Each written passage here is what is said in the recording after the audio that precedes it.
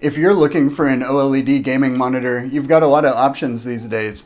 LG, Asus, Gigabyte, MSI, all types of different brands are making them. And now HP is throwing its hat in the ring with the HP OMEN Transcend 32 OLED gaming monitor. So let's check it out. Like a bunch of the other models this year, this is a 32-inch 4K QD OLED panel running at 240 Hz. It does HDR, G-Sync, all the stuff that you'd want a gaming monitor to do.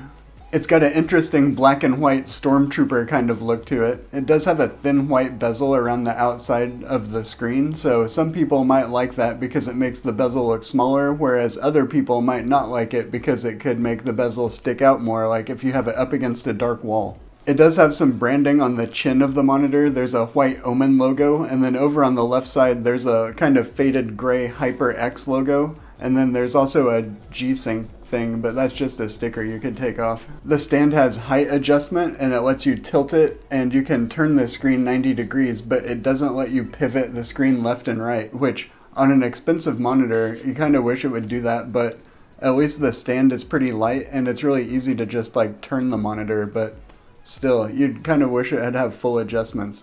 There's a lot of inputs on the back and they face straight out for easy access, which is kind of nice compared to having to shove them upwards. It's got two HDMI 2.1 ports and one DisplayPort 2.1. However, this DisplayPort only does 40 gigabits per second, even though it's 2.1, so you would still need to use DSC for 4K 240, I believe, and it's not even as high of a bandwidth as HDMI 2.1. So in name, and technically it is DisplayPort 2.1, it's not using the full bandwidth. The built-in speakers are actually really good for a monitor. They're not going to replace your dedicated speakers, but they'd get the job done in a pinch, and for just like watching YouTube videos or using as a backup for, you know, when you need it, it'll get the job done. I'll put up a little sound example here.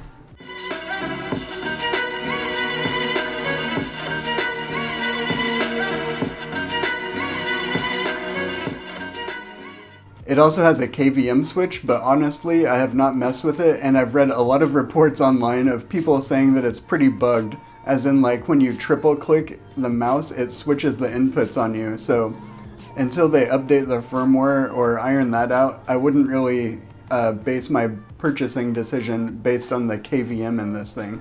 Also, the power brick for this monitor is insane. It's about the size of a school bus. I've never seen such a big power brick for a laptop or monitor or anything.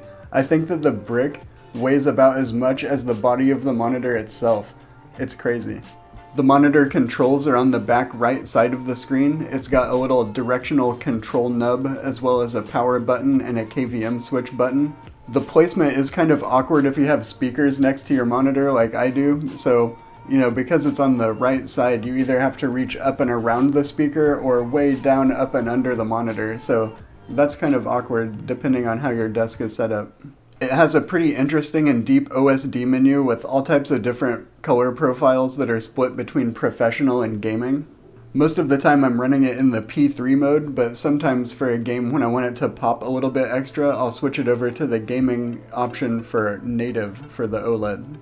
Inside the OSD menu, you can also configure the surprisingly bright LED backlight. You can pick different colors and set some, you know, custom stuff in there, but it's surprisingly bright. It's probably the brightest monitor backlight I've ever seen, and it actually does decent for being a bias light.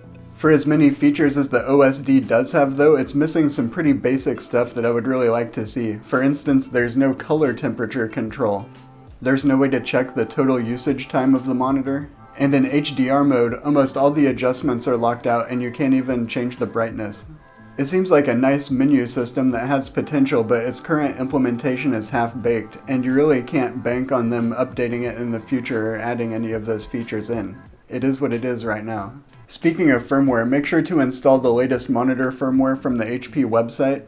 It does take a really long time to install, so I would recommend changing your Windows sleep settings to not put the monitor to sleep for at least an hour.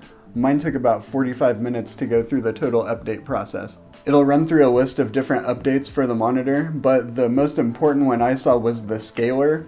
When that ran, it made a significant improvement in the clarity of the image on the monitor. Before it went, I kind of thought something was wrong with it because it was nowhere near as sharp as the LG OLED that I've tried, but after that, it was pin sharp. That 4K resolution is nice and crispy at 32 inches, and the color that you get from this QD OLED panel is pretty impressive. Combined with the glossy coating, colors are just rich and deep, the picture has a depth to it, and things just kind of pop off the screen. OLED has really fast response times, and compared with that 240Hz refresh rate, that makes it a good choice for anything from a fast-paced competitive game to a more cinematic single-player title. It's not the cheapest 4K OLED on the market, but it has a unique design, and it does have some pretty interesting features, like the bias lighting, the speakers, and the KVM switch if they fix it.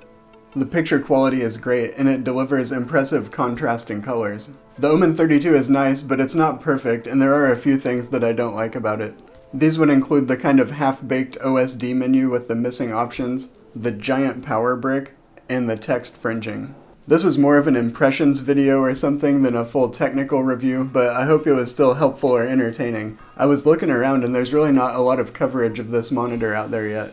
Make sure to hit that like button if you liked it, subscribe if you haven't yet, and I'll catch you in the next video.